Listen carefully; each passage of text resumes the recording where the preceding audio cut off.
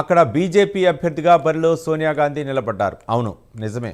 Sonia Gandhi BJP అభ్యర్థిగా పంచాయతీ ఎన్నికల్లో నిలబడ్డారు. ఇదే ఇప్పుడు ఆ రాష్ట్రమంతా చర్చగా మారింది.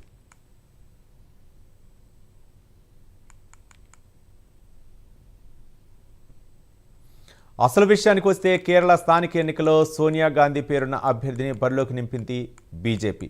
ఆ రాష్ట్రంలో మరో వారం రోజుల్లో స్థానిక ఎన్నికలు జరగనున్నాయి. 2 దశల్లో డిసెంబర్ 9, 11 తేదీల్లో పోలింగ్ నిర్వహించనున్నారు. 13న ఫలితాలు వెలువడనున్నాయి. ఈ ఎన్నికల కోసం ప్రధాన పార్టీలు హోరాహోరీ పోటీ పడుతున్నాయి. గెలిపే లక్ష్యంగా పోటాపోటీగా అభ్యర్థులను ప్రకటిస్తున్నాయి. ఈ పోటీలో వ్యూహాన్ని జోడించి అభ్యర్థులను నిలబెడుతున్నాయి అక్కడ పార్టీలు.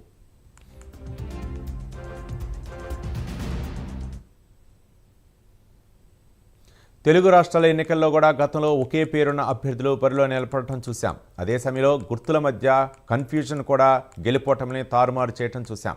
ఎలాగైనా గెలవాలి అనుకుంటున్న పార్టీలు ఏ ఒక్క అవకాశాన్ని వదలటం లేదు. అభ్యర్థి పేరుతో మాయ చేయొచ్చని కేరళలో బీజేపీ భావిస్తోంది. కాంగ్రెస్ను దెబ్బతీసేందుకు వ్యూహాలకు పదును పెడుతోంది. ఇందులో భాగంగానే మున్నార్ పంచాయతీ ఎన్నికల్లో సోనియా గాంధీ అనే పేరున్న మహిళను బరిలోకి దింపింది.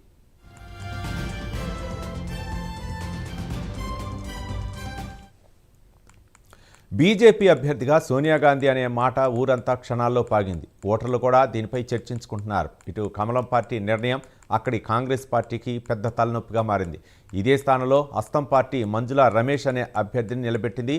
కానీ కాంగ్రెస్ పార్టీకి పడాల్సిన ఓట్లు సోనియా గాంధీ పేరుతో గందరగోళం పడే అవకాశాలున్నాయని ఆందోళన వ్యక్తం చేస్తోంది కాంగ్రెస్ పార్టీ. దీంతో ఈ వ్యవహారం తీవ్ర చర్చనీయాంశమవుతోంది. గెలిచినా ఓడినా బీజేపీ అభ్యర్థికి మాత్రం కావలసినంత ప్రచారం వచ్చి పడింది. పెద్దగా ప్రచారం చేయకుండానే జనాల్లోకి ఆమె పేరు వెళ్ళిపోయింది.